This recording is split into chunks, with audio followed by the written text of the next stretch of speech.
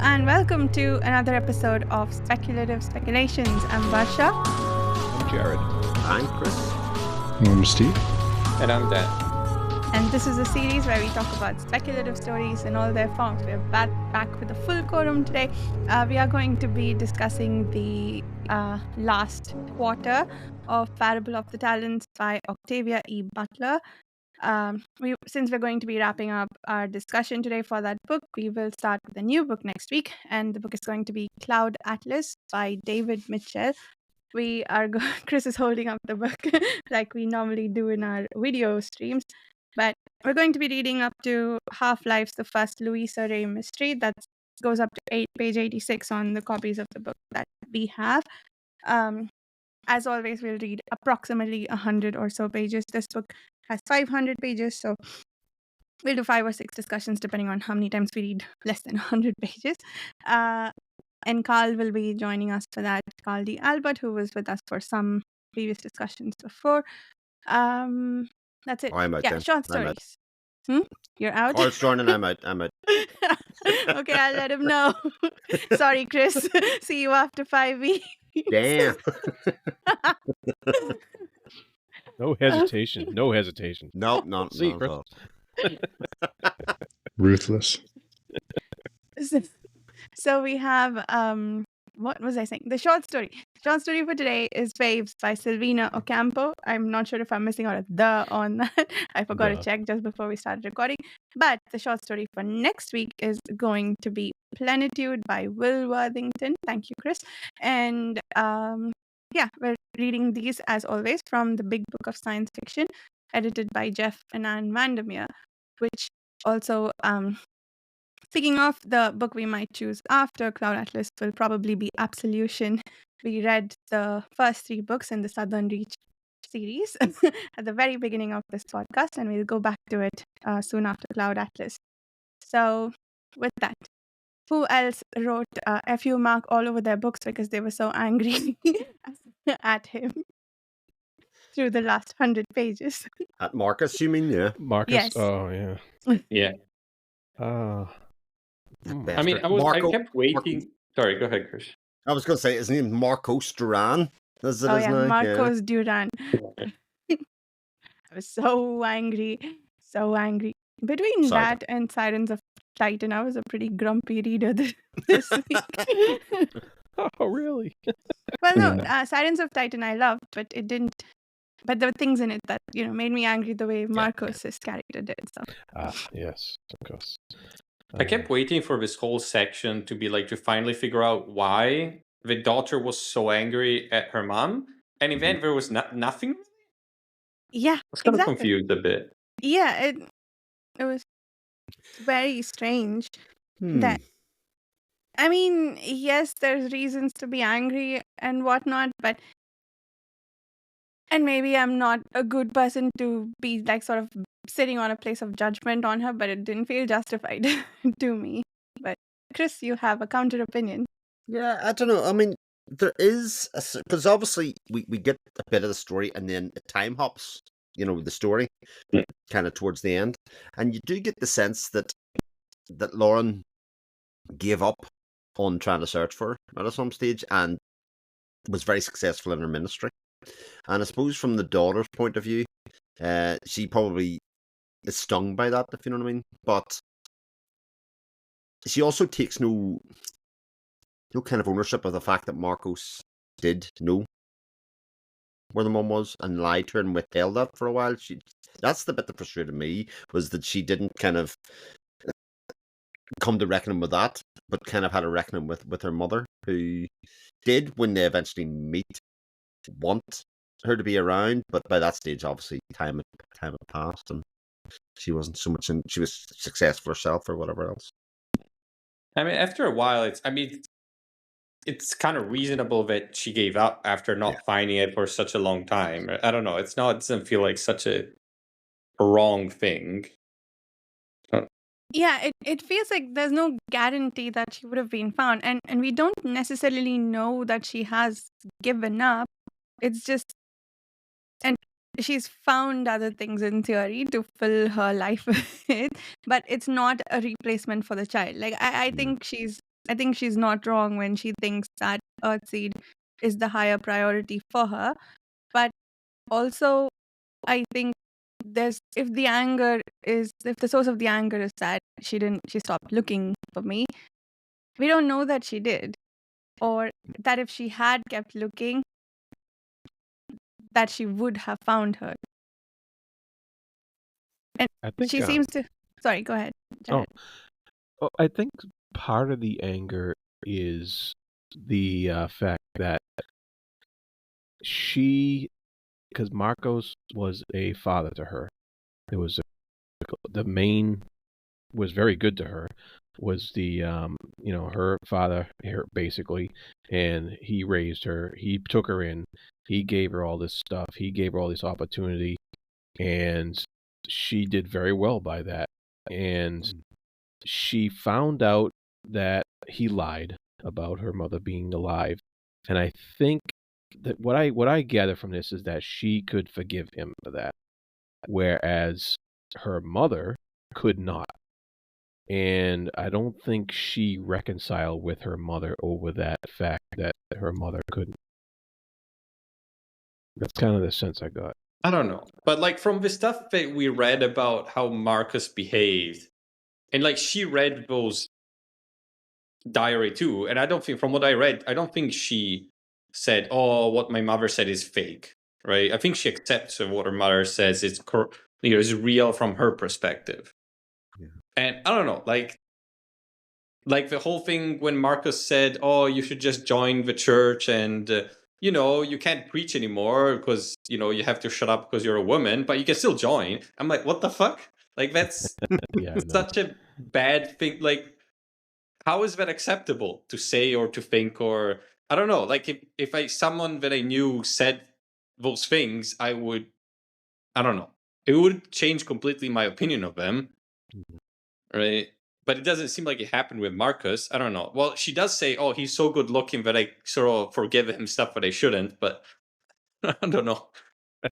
You're Yeah. right. It's not a very strong argument. I wonder if we go back and were to read this again, if we try to, because we were reading it like she was angry.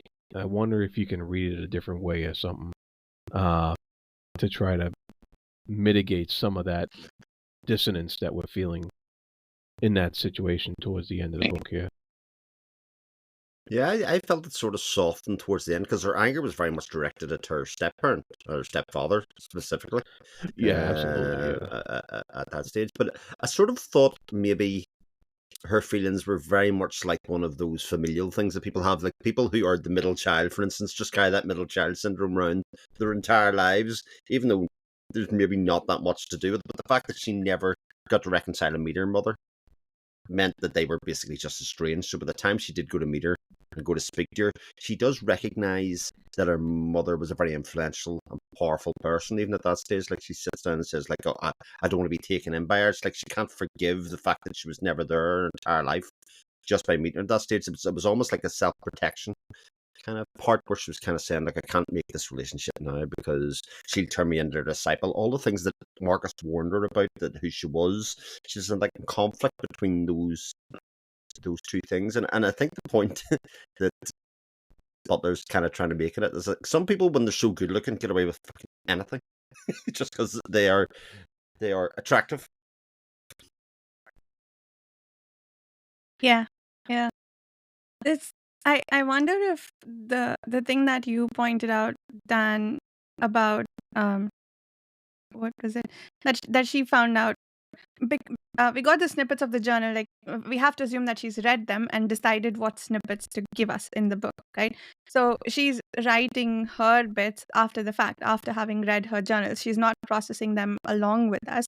So all her opinions are current. They're not changing as she's been making her way through the journals. So that bit about, yeah, so she knows that about Marcus, and she hasn't changed her mind about him.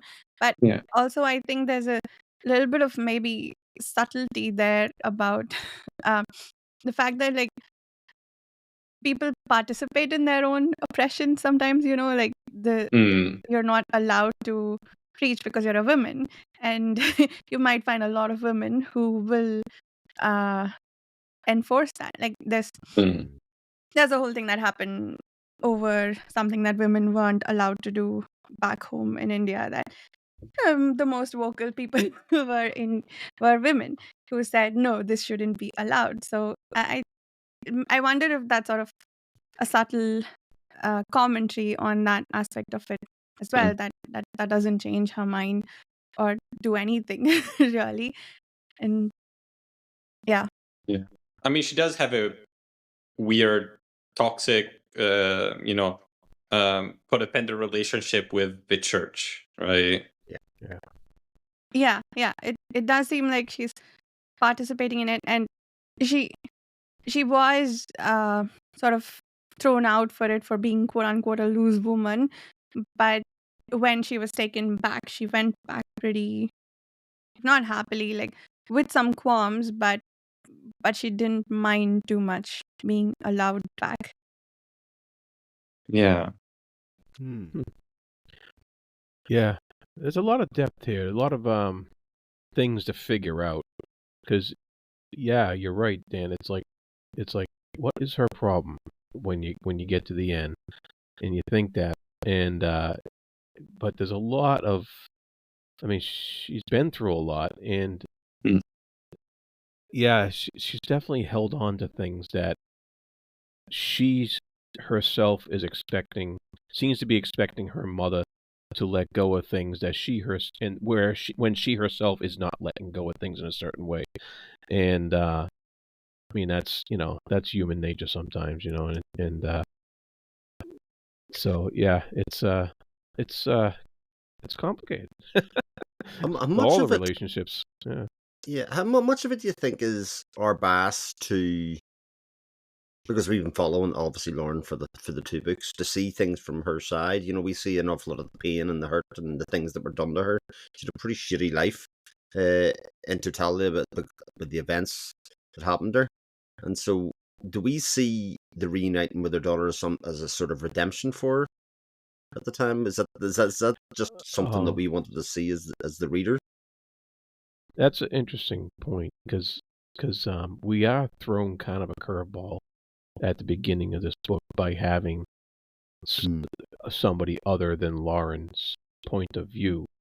And we really are invested in Lauren's point of view because of the first book, and because a lot of sections in this book too. But so we're really invested in her point of view.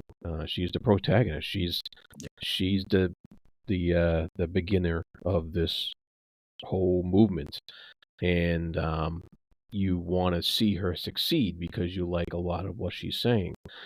And so you're right. Maybe there is a reader bias towards Lauren in general, and all these warnings that other people give at certain times that she kind of writes underneath the rug in her own journal. Maybe there's more to them than what what the reader is naturally inclined to believe.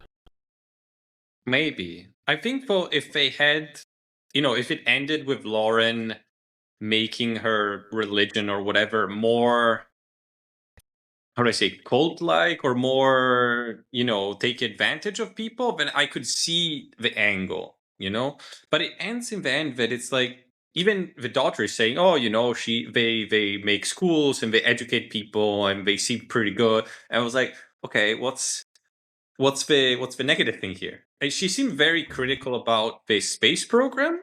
Like, she seemed, such a waste of money. But I don't know, it seems like they've been also helping out the community and everything else. So I mean, I don't know. I just don't see it. That I don't see. I just don't agree with the daughter, I think. I don't think she has a good argument. Well, okay, here's, oh God, I'm not going, this isn't a soapbox, I promise you, right? Is this any different than how people view Islam or other religions that are come from Christianity? Because they do not see the depth, or how, say, in Muslim religions, how much family is very much the core of that entire religion and how community and stuff. That is not ever talked about in a broader sense, and people just hold prejudices against people who are other religions and not see the positives, if you know what I mean, in those religions, and just use it as sort of fear mongering. Is it that different than that? I don't know, because she doesn't say many negative things about Herbseed. So if you're against it, like, and you're not saying anything bad, I'm assuming there's not much bad of it. If even your enemies are not saying bad things about you, that's I don't know. No, that's true. That's true. No, but I think that's a great point. But because like Islam has some negative connotations associated with it, but a lot of times, like the default of calling people heathens, right? That aspect of it, or just not sort of putting down religions that aren't yours because you don't understand it, or you think that that's not how you attain salvation, which is fine. Feel sorry for them, but then like you also look at them with derision. I think that part of it is very much there, but again, I think that might be the attitude towards Earthseed in general, but not the daughter's point of view seems more personal than that. And like she implies at some points that the mother is a bad person for having started the religion, right? Like she says at one point, like the bit that really stood out to me was, if all she had done was a bunch of community building, that she might be even a good person, but then she had to go do this Earthseed thing, like, and I kept waiting for it to turn into a fanatical form of Christianity. And the book ended where it did. It's not even like we cut off much sooner than the final point where maybe that happened and we haven't seen it yet, because we know this was planned as a trilogy, but that's not the case either. It ends where they brought about something productive. Whether or not you agree it's good, it seems to have been something productive for the community, and there were no wars started because of it. Maybe they even improved the general state of the world at the time. So if not her anger, at least these judgments of her mother don't make sense to me. Doesn't every religion have a bit of tribalism in it, though? I mean, isn't that kind of hard baked into religion, any religion?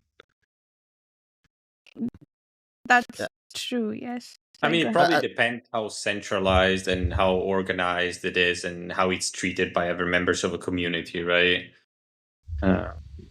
I definitely think that's true, Steve. I think that's again maybe one of the points that's trying to make. But if it's not your religion in the way you were brought up, because religions are doctrines about how you're supposed to live your life in a lot of ways, and I think for the daughter, I think accepting the mum's religion also is a way for her to forgive herself, or to forgive the fact that she was never found. I think that she is not really making a judgment call on the religion itself. It's more about the fact that she didn't have a mother growing up.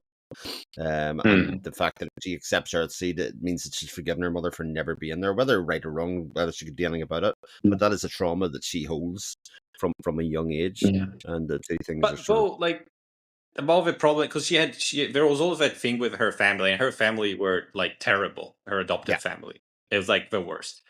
And then she discovers that Marcus knew about she was adoptive heir, and she's like, oh, she left it there because it's a good Christian family. It's like, I don't know, but also wouldn't make me happy, I guess. Even if he never, like, even if when he found her, he never told her about the mother, what excuses him not taking her in as her own? And that just makes the whole thing in the end fall really shallow to me, where he says, oh, you're the only family I have.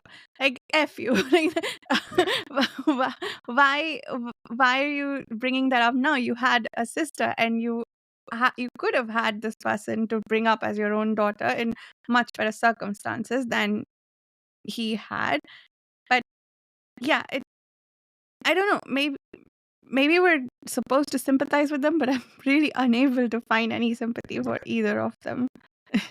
Yeah, because I remember reading, when I read the parable of the sower, I read some comments online saying, oh, well, people talking about her religion and her point of view, and saying, oh, if you read the second book, it's different, and you won't see Earthseed the same way, or her perspective the same way, or all this stuff. So I don't understand now what those people are talking about.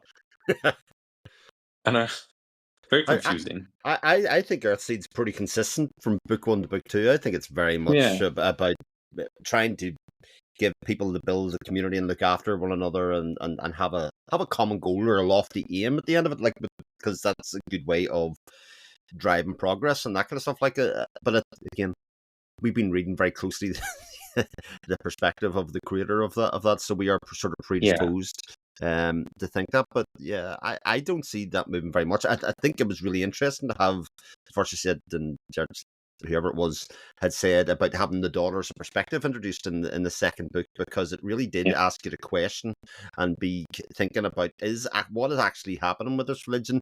And maybe again, the point of the resolution of the book is that Butler forced us to really probe at Earthseed as a religion and see whether it was good, and see that the daughter is wrong in this justification, or what her thoughts of Earthseed are, like, very definitely, because I think we all kind of feel that, if that makes sense, that the daughter is wrong about Earthseed, and society, the people that don't believe in Earthseed, are wrong about what Earthseed was, because they did achieve their space flight at the end. They did kind of go along that, and sort of to that end, like, the resolution of Lauren's story wasn't that she met her daughter and it became a happy family at the end. Her resolution in the closing of the circle of her story was that she got to go up in the space flight at the end. And that was the thing that really was her child, which sort of fits the narrative a little bit of the daughter from her perspective. Anyway. Yeah. Because what I was really expecting, based on everything that was set up, like, her daughter saying all those things in the beginning. Then there was that whole passage about what's Alias or whoever that told Olamina, oh, you should change the way you do things. Oh, look at the Christian America, you should do more like them. And I thought the setup was going to be that it was going to become more like that, and then have some other negative elements, and then we're going to like advance some sort of, consideration about, I don't know, cycles or things that don't change or things that do change, but some are the same, or you need to make compromises. You need to have some evil with some good. That I thought it was going to be something like that. I guess it's different. It's more uplifting this way. I don't know if the idea now is like she was right all along. She was just very smart person, and she was very, dedicated to leading people to a better future. Yeah, I mean, I don't think it was that she was right. Well, she was right in one way, in that her path and her vision she wanted to move it forward, but she did admit a lot of her mistakes along the way. And that she did admit that going the acorn route wasn't the right thing to do. It wasn't the right means to achieve her goal. Obviously, that might be something you can admit to yourself after the horror that was visited upon Acorn, but I really did like that aspect of the change in her methodology to achieve her goal, with that chance meeting with I can't remember her name now, but the woman but she her meets on the failings, road. her mistakes were like methodology mistakes. There were not moral mistakes. Like when, for example, there was the whole passage when they're talking about, they're thinking about, we should move to this community from Acorn, right? Because it's more safe and stuff like that. And I think the daughter says something, they should have done it because they didn't know all that was happening, right? But it was a mistake because what happened was bad, but it was a mistake from a moral standpoint. Like, she was trying to do the right thing. It was not a mistake because she wanted to be greedy, or she wanted to get something for herself, or do something bad, right? She was trying to achieve something better, and it didn't turn out well, but you can still argue that it was the right choice. You know what I mean? Yeah, I think she thinks her mistake was her stubbornness, and not the fact of what of I guess so. Yeah. I mean, that's what I got out of it. That her sheer stubbornness not to look at the whole picture and think that this one way is going to be the way to do it. I mean, Talents as a book is very much about ideologies and competing ideologies in a lot of ways. I mean, you look at Jarrett. I mean, I think they use the the story of Jarrett and Christian America as a kind of way to say, look, parts of that were definitely good, but they turned a blind eye to the corruption of it, like the Jarrett's Crusaders, etc. They knew that was happening, that was going on, and that's what ultimately led to the downfall of that ideology, if that makes sense, and the rise of Earthseed, because Earthseed at the start was very much only appealing to people who were down in the poor, wandering the roads, had nowhere else to go, needed a sense of community. But its ultimate fruition came when they were able to convince people who were either well off or in better positions that this actually was good for them as well. And so the consistency of that message, as you were saying, Dan, and about being morally good the whole way through and not veering off that and letting it become corrupted, is the bit that made it successful, and the other ones kind of fall away. And maybe that's your lesson for, maybe Butler was saying about society and stuff, is that a lot of people have good ideas, but they let them get corrupted along the way by self-interest or whatever else happens as we go along.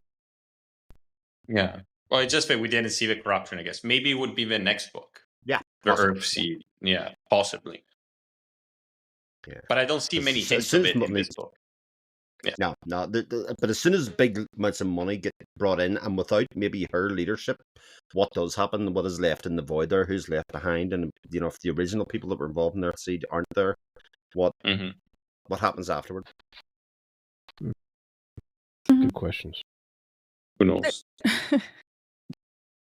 Yeah, I think really the only thing that you can quote unquote fault Lauren on is for creating Earthseed at all, right? Because forming Acorn, that was a good thing that she did, and she could have made the decision to move, and she chose not to. But then she would have been essentially abandoning her people, the people that she brought together for whatever reason, to Jarrett's Crusaders, right? And what was I going to say? We lost Dan for a bit, but I think it's important that the perspective we get on Earthseed towards the end is her daughters, right? Like we have been following the whole process through her journals, and we may be inclined to sympathy, but the final picture we get of where it's at and what it's doing for the community is from the daughter. And she's not an objective perspective. She's even someone who is inclined to think poorly of it for many reasons, because of the church she follows, because of the fact that she dislikes her mother so much. She bears this inherent anger towards her. And yet the worst that she can say about it is that, like, my mother abandoned me for this thing, right? And she thinks that it's somewhat pointless that they're going off to space. But that's pretty much it. So I don't think at this point we know that a lot of negativity has come of Earthseed. And it doesn't kind of stop the idea that the daughter, once the mother is dead, after the point, again, we don't see that she doesn't take up the mantle. I mean, that she doesn't revisit once her mum's not there, and she doesn't have somebody to direct her anger at or direct her disappointment at. And especially if Marcus's feelings get rationalized in her head a bit more, that she doesn't then take up that mantle. I mean, it would have made for an interesting premise and thought experiment in the third book as well. And I suppose you could fault her for not joining Christian America, like basically sacrificing everything and her identity to find her daughter. But yeah, maybe that's the thing that she was refusing to do. But she did have a whole lot of resources at that point that she was going to throw at the problem anyway. Like she got the success pretty early on. It wasn't several years later where she could have considered giving up and doing the thing that Marcus asked her to do. So I don't know. Did you guys think it was interesting that the final journal entry started with, "I know what I have done," which sounds to me like an admission of guilt of some Guilt, sort. it does, yeah. I thought that, yeah. But it wasn't.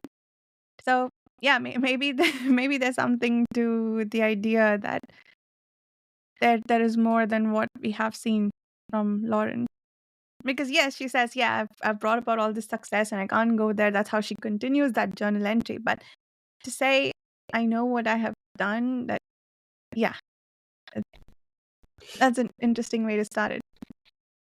I mean, Huh. again, without more explanation, it could be the fact that she did concentrate in her ministry at a certain point instead of looking after her daughter. You know, I mean, it could still be tied straight back into that she made choices about Hmm. people. But I also get the feeling that Lauren seen a lot of the children that came up through Earthseed as her children as well. Anyway, you know, I mean, I think she got a fulfillment out of that part of the journey and the mission in ways that kind of not healed her, but put a salve over that wound of losing her daughter and the loss of her husband in the same instance. Yeah. I suppose there is also the ideology and what results from the ideology, right? So as it stands or as it's been presented to us, I don't see any significant problems in Earthseed. And I'm sure there'll be ways to twist it into fanaticism, however. But as it stands, I don't see a problem. But like for those who see a problem with it too, the outcome seems pretty positive. So I guess there is some scope for philosophical discussion there about what the outcome is and why that outcome happened. Can you disconnect the two? It's almost on the level of the separating the art from the artist discussion, but Mm. I think that's scope for some discussion there also, I think, from this book. Do you get the sense that Lauren had to make some compromises in order to achieve her vision? Mm, Well, yeah. she did insofar as she had to not be the one that was in control of the message. You know, when they broke up from Acorn and burnt it, she trusted that the other people that went out to evangelize for her were going to be true and stick to the message and not be corrupted at that stage. So she did change her approach to it, also with the help of Len, who went on the journey with her. I think that helped her kind of see that while Len was not initially kind of all sold on it, there were questions. She was asking the right questions. She was doing exactly what she wanted Earthseed to do, which was kind of question what was going on around you, see, and probe and think about it and challenge it. Yeah, because it was just that there was little hints here and there that things, because like when her daughter tried to go see her the first time, she was kind of surrounded by security. She was surrounded by, sycophants, and she was surrounded by, it wasn't easy to get in to see her. And, there's usually a good reason to set all that up. But it kind of gave me the feel of this is another, like a celebrity spokesman, and they have people around her who deal with stuff. And I'm wondering if there's a compromise there where she had to, one, let go of control of a lot of stuff. Like you said, she had to send out other people to talk about it. But also, what else did she have to let go of in order to get in that position where she could give these lessons, these talks, or she was on a TV show or something like that, and live this life of basically a life of luxury at this point, and one of the things that stood out to me was when they had to name that ship, the first one, the Christopher Columbus, and I'm like, I was like, there's got to be some kind of compromise there as well, because I don't think any ship that went up to space would be named that nowadays. So was that a compromise to the the rest of the Christian American country, who wanted to keep that name for a spaceship going out into space? And, with the connotations that when that spaceship lands somewhere, we're probably going to colonize and invade it. But so it was just little stuff like that kind of stood out to me a little bit, that made me wonder about what kind of compromises she had to make in order to get into that position. Because like you said earlier, Vaja, there was a big time jump where we don't know a lot that happened in between. And so we just don't know what kind of situation she got into. We don't know what kind of things she may have had to have done, decisions she may have had to have made in order to have things the way they are now. You do get the sense that she was pretty much just a figurehead towards the later ends. When she Right. started flying about and doing that, she was very much just the public face, if that makes sense, rather than actually being involved in the day-to-day. But then, probably to Lauren's mind, that was probably part of the design. That's why she wrote the book. That's why it was there, so that she could hand it out and people could take the meaning from the book. Just in the same, like in some ways, she had faith that the message was enough. And again, you contrast that with the Bible and how that's been passed through generations and how people take those messages and change them and do whatever. Which again, I think would have been interested to investigate in the third book without the presence of the figureheads anymore. Yeah, interesting stuff. Yeah, I really liked her. It felt very satisfying seeing how she brings everybody together from the Yeah. Acon community again, all the survivors, and finding positions for them and comfortable places where they can work and so on. That bit felt very satisfying. I I kept waiting for, what's the expression, the other shoe to drop for her, but like with 15 pages left, I knew it couldn't. We're not going to find out something horrible about her. Yeah. So it felt good that Lauren, for following her, she got a good ending out of it. Yeah. Even though Yeah. it feels like there might be a lot we don't know, or like either the daughter's anger is justified or it's not. If it is justified, there's a lot that we don't know that we haven't seen on the page. And if it's not, then yeah, what I guess it would be because what we saw is what it was. Yeah. So, No, it was actually quite the relief not to go through the harrowing journey we did in the previous 100 pages. Yeah. Yeah. 'Cause that was brutal. yes. Yeah. And yeah. It was a very thought-provoking book for sure, and Absolutely. a very angering book. I cannot recall being more angry at a book. Like not at a book, but at something that happens in a Yeah, book, I or agree. at specific characters, not even the state of the world, but something that one character does.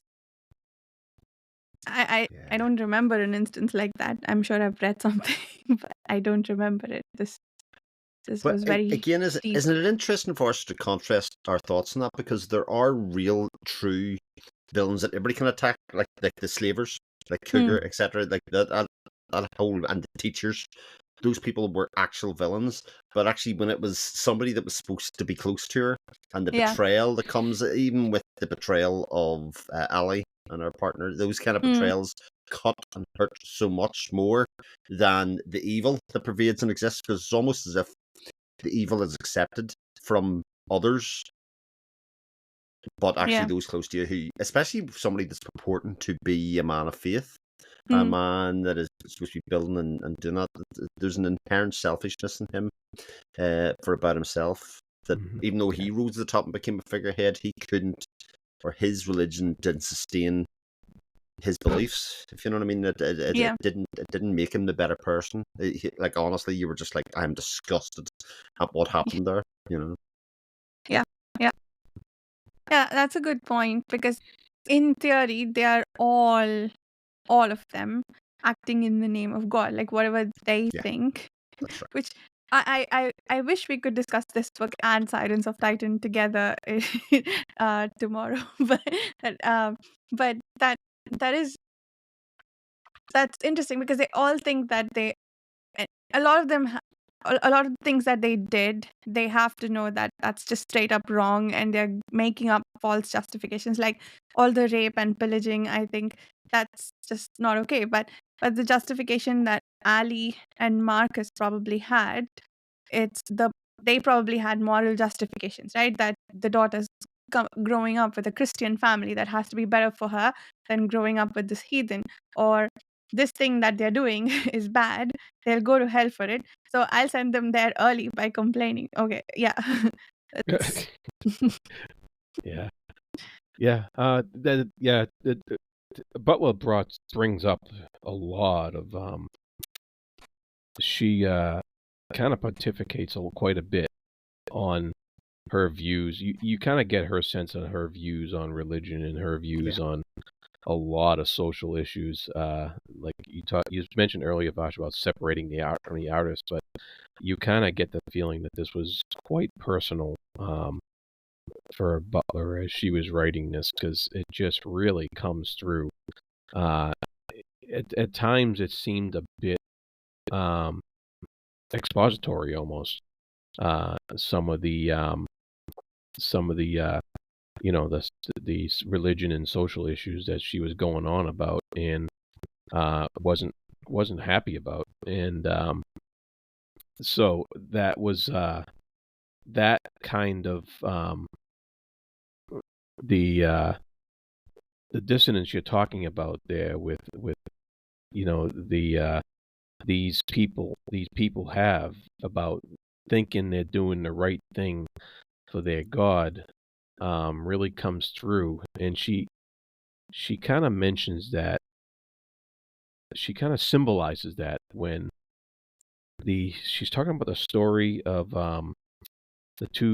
the girls who burned their house down with their father in it, and how she compares that to acorn burning down, and how fire is a cleanser but also a killer. And so there's a lot of that dual dissonance going on about something can be good and something can be really bad. And she plays with that a lot with her themes in here, and her writing is so powerful in that way. And also, that idea, like all those ideologies are what they are, but it's people who enact them and people who either bring them or destroy them. The ideologies by themselves are not inherently good or bad, and in a lot of ways, a lot of them are always have very good intentions, but it's about how they're implemented by the humans and the people that will ultimately mean their success or failure for society. I think that there's so much in this book, and I'm going to see that actually they're making Parable of the Sower into a movie at the moment. If that was successful. Oh, really? Yeah, if it was successful and make talents, because I do think there's a very marked difference between the two books. Sower, I can see as a movie. Talents, I think a lot of people will try and change because of the type of messaging that's in it, and the almost the rawness of it, and how prescient it is. A lot of people will just say we can't make the book of that, the movie of that book that she has written, because, as you said, Butler was very much, I think, just saying, right, I need to get this stuff out of me. I need to get this down. What I see in the world around me is this, and like we've said previously, also relate it to what happened in the past, and set it in the future, and do all of those kind of things that classic speculative fiction does. But you never know. I mean, they made a movie called Civil War. I mean, they could make it. Yeah, well, and the interesting thing about Civil War is that the movie that Alex Garland made is not the movie that people saw. If you know what I mean, I think that the movie that he thought and the messages he thought he was making are not the ones that people watched and seen and kind of the same thing would happen if they made this. The same thing would happen with that. Exactly right. So I think people. I'm not sure. I can definitely see Soar being a big success. I can see the events of that being really, powerful and being very well made. But Talents, I think, is a different proposition. I think they would concentrate very much on Marcus as a villain, and doing that kind of thing, and about almost like the futuristic kind of oppression of people, kind of poor people, and making it about like a bit like Civil War. It would have to be done right, though, of course, because Yeah, yeah. like anything else, because they did make a Kindred television show, on Hulu, I think it was, and I watched a few episodes, and it was all right, but it had nowhere near the impact and gravitas of the book, and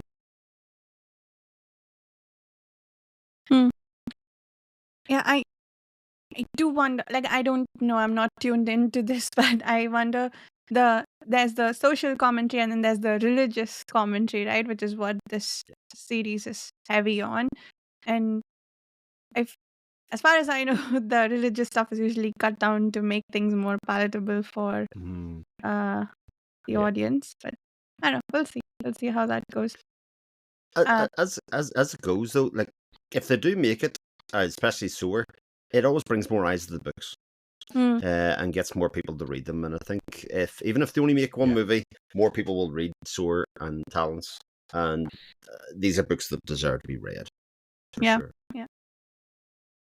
I'm thinking about it some more. I think there is a very complex character in the daughter, and I guess the brother also to a certain extent, right? Because there are these, like, we talked last week about some of the punchy one-liners that were mostly originating from the daughter's part of the book, where she talks about the inherent hypocrisy in how they treat quote-unquote heathens and all the ill treatment and so on. But she is loyal to her church. And I think it stems from the separation, the artificial separation that Jared created and said, oh, these are the Crusaders, I have nothing to do with them.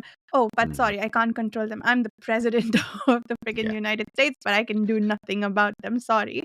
I have no control. So I think maybe allowing that separation is helping their conscience somewhat, but she's still very much part of the church, right? Even though she disagrees with this approach to how they treat the heathens. And same with Marcus. I guess he slapped Lauren when she raised the possibility that people of the organization that he belongs to could be that cruel. So it's like they know what is right and wrong, or like they have this sense that agrees with our sense of what's right and wrong, but it's in execution, I guess, is where they falter, which, like, everybody's flawed and they don't always have consistent thoughts. Go ahead, Chris. Like that whole scene is very much an embodiment of the fact that it's personal at that stage. Marcus seen that as a personal attack on him and not against his religion and his belief, in much the same way as he couldn't accept a religion where he was allowed to preach and be questioned on it and have to answer those questions. It was, you should just have faith and this is right, and you know what I mean. But his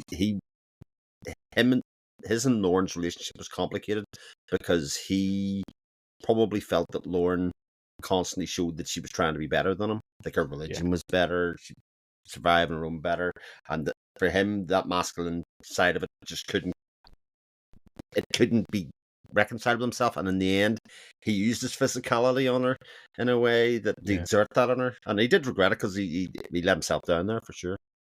Yeah, that was almost like he was trying to prevent her from embarrassing him again, because she did it before when she invited him to preach at the at Acorn, and he could not let that happen again. And you're right, that came out of him, that physicality came out of him, and that fear of embarrassment.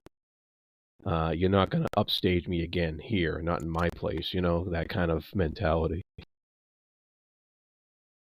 And in many ways, Marcus acted as selfishly as Lauren did. He chose his importance or belief system or whatever spin you want to give it. But what's her name? Asha was okay to forgive him, or she never had any problems. She was very understanding about that. So that lack of translation of empathy there is also interesting, because we encounter that so much in daily life too. It's like great sympathy when something happens to someone you love and care about, but absolutely no sympathy when the exact same thing is shown by someone else. So I think in terms of the reason why I felt so much anger towards them is probably because they're very realistic characters and like very realistic senses of righteousness that they acted upon. Um, I think this is just a brilliant book. I'm with you, Chris. Best book of the year. Done.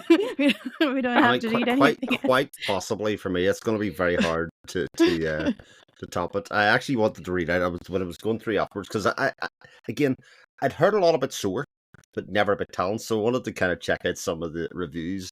Talons has a higher rating on Goodreads, but that's often true for sequels on Goodreads because people who love the series read more books. But one of the reviews, it's from Emily from Books with Emily Fox on YouTube, just says it reminded me a lot of Jared's review of 1984.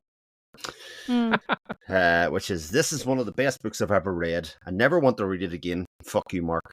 Yes, that one. I like that book. I share the sentiment. Fuck you, Mark. I wrote that so many times too. At some point, I wrote, "Oh, boo hoo," when he was going on about how he's so lonely and she's the only family he has. I'm like, okay, yeah, boo hoo. Like, boo for you. You picked your importance over your family every time. Anyway, I'll shut up.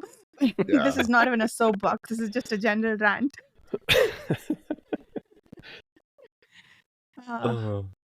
Yeah, loved it without doubt.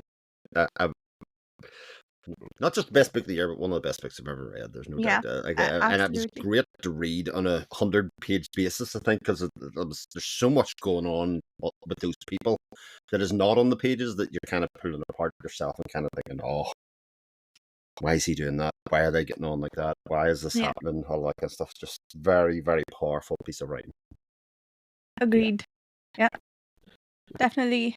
So this certainly makes me want highlight. Oh, there you go.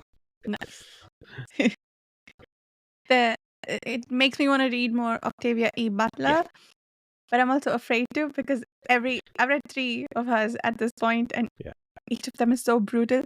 We need big breaks, but I think I'd like to do Dawn. I forget what that series is called, but that other trilogy. Oh yeah. Eventually for this podcast. She's got more books than I thought she did when I went to look her up, because I only thought there was these 2, Kindred, and really the Dawn series. But there's a lot of other series there as well, so plenty to dig into for sure. Yeah, there is. With some fun breaks in between. And Dawn's getting made into a TV series as well. Oh really? Okay. Oh really? Oh, it's by called Ava DuVernay, who is amazing. The Xenogenesis series, that's what it's called. Yeah, that's what it's called. The Xenogenesis, that's right. Yes. And then there's the Patness series. Patness series. There's lots of short story collections as well. Nice when we get to the end of the big book. Yeah. Yes. Many good options. Cool. Oh, we've got to read Jamison's How Long Till Black Future Month to the collection of short stories. Anyway, are we ready to move on to, is it The Waves or Waves? The Waves. The Waves by Silvina Ocampo. Indeed. And Chris will tell us about how these are about electromagnetic waves and not ocean waves like I originally thought they would be. And of course, a sci-fi story called The Waves is about electromagnetic waves. What the hell was I thinking? I know, like, I had the same thing as you. I thought this about that. But, I mean, it's a fairly simple story, isn't it? It's very much about people, the world changing to a point where they group people by scientific aspects of themselves. So the makeup of their electromagnetic waves, their makeup of their neurons and electrons and atoms within their body, and basically says these people fit together best, but also how that is sort of against nature in its own way, even though it's scientific, because people that normally been together were pulled apart. And I mean, it's sort of a parable, excuse the pun here, for modern society where we have the ability to change DNA, change aspects of ourselves, gender, or whatever else that you want to talk about, culture, and whether we should or whether we're kind of introducing our own set of problems at that point. For a 2.5-page story, pretty good. It covered a lot for such a short story. Quite a bunch, yeah. I love the opening line is great. Where you only believe the lies, and so as soon as I read that, like the whole story, I'm kind of looking for lies, as I'm reading it. And she even told us of a couple, like the was the coat that transformed her. So she got a coat and she thought it transformed her. And I was like, well, is she just lying to herself at that point? That this thing transformed her, and the and it was just quite a few other lines like that. Like towards the end, it was just we were already changing to match the official documents so that we so much despise, and that was like a lie transformed into truth, Yeah. And so I really liked how much she jam packed into this little tiny 2-3 page story here. What did you think, Steve? I thought it was a clever little story. I was a little bit surprised because I looked at some reviews on the story and kind of because it read to me like a microbiology kind of thing with being attracted to each other, and but it also read almost like a dystopian type of story where two people are trying to be together and they keep getting separated and they're not allowed to be together for whatever reason. Kind of reminded me of like a 1984 type of world with they're not they're not allowed to be together. But a lot of the reviews that I read were negative, and I was a little bit surprised because I thought it was a clever little story. That is surprising Yep. to me. Maybe, I mean, there are no real characters in it. It's sort of like a first-person narrative thing where you don't really get to this. But, I mean, I don't think it ever sets out to be. It's very much a kind of postulating a couple of ideas here. Like the best short stories tend to do, which is kind of like, I've got to ruminate this idea and I'll just leave it with you. You can build out the rest of the story for yourself if you want. It doesn't even get into the details of the biological transformations that they discovered that make people separate. But I thought it was interesting. Was it a little bit of a commentary on, say, I don't say opposition to homosexual relationships or gender transitions and things like that? Because it did read to me a little bit like that you can only be together with people of a certain wave type, and then we could get a surgery to change ourselves, but then like we wouldn't be accepted and so on. So it felt a little bit like commentary on that, but I'm not sure if I'm reading too much into it. Yeah, that's kind of what short stories should be, right? They should be short and open to interpretation in some ways. But I think this is a great little short story that doesn't give you too much information. It lets you fill in a lot of blanks and build a world around it in your own head. Whether or not that's what she intended or not, it's still a fun thought exercise to kind of fill in the blanks on your own and have discussions like this about it. Yeah, it could definitely open in that line of questioning of whether that type of a scientific use would be put, that type of scientific achievement would be put to a use that would, what's the word I'm looking for? Have cause bias like that. Cause prejudice like that. That whether a scientific experiment would be put to that kind of use, it definitely brings up that question. And like a lot of science fiction stories, they can sort of hold resonance at different times. They could, you can apply them 70, 80 years later to a new set of scenarios that the original author wasn't necessarily intending. Like I sort of thought the book was sort of referring to the likes of conversion therapy, actually, was that I was saying, when you go to somebody for conversion therapy so you can fit in or do whatever, what are the intentions of the people that are doing the conversion therapy for you? Like, do I trust them? Do I, all that kind of stuff? Do they believe it's best for me, or are they doing it for another reason? But I do like how you can extrapolate it out and mean lots of modern day issues that maybe the author wasn't even intended at the time, but that's the power of that kind of stuff.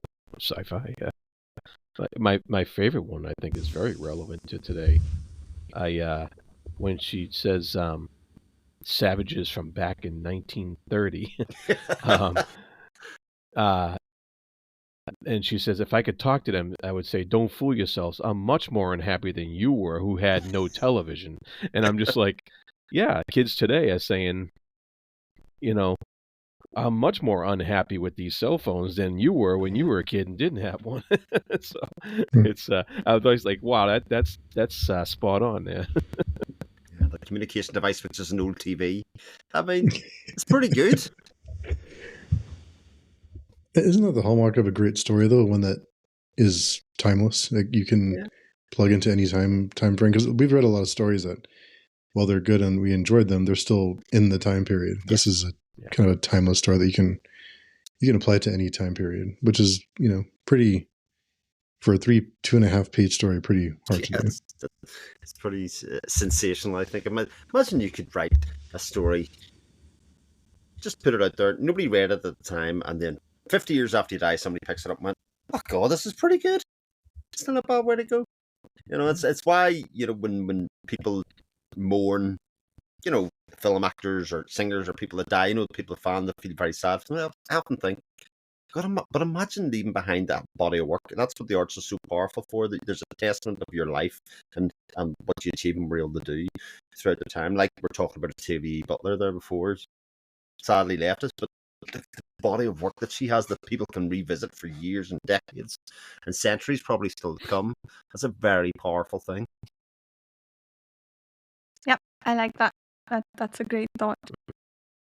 It is a really punchy story too. In that there are parts to it that have been expanded upon. I guess not necessarily from here, but the ideas like The Giver, for instance, which classifies people into specific areas, and you can only do this type of work. So there's just a brief mention of it. So there are tiny bits there that you could expand upon into a much greater extent that are just like placed there for us to think about, which I think, like we talked before, a lot of the short stories that we love in this series too. Yeah. Yeah. Any other closing thoughts before we wrap up for the evening? No? I love 2.5 page short stories. I'm a big fan of those. Me too. The next one is only 4 pages. After that, we have a 20-page one by J.G. Ballard. It's interesting to me that a lot of the authors who are slightly floppy in the SF Masterworks, they have really long short stories in this. Yeah. I didn't mind his writing though. It was nice writing. Yeah. Cool. So we'll see everybody next week with Plenitude by Will Worthington. Did I get that right? Yes, I did. Thank you, Chris. Again, I got to confirm it. And Cloud Atlas, which I'm really excited about. It'll be a reread for me, and I think a first time for everybody else in the podcast. Yeah. So, yeah, I'm excited about this. Though I don't remember, so it's practically a first time read for me too. We'll see everybody next week with all of that. Probably next week, if I remember to post these in time. Thank you so much for listening, and we'll see you soon. Bye.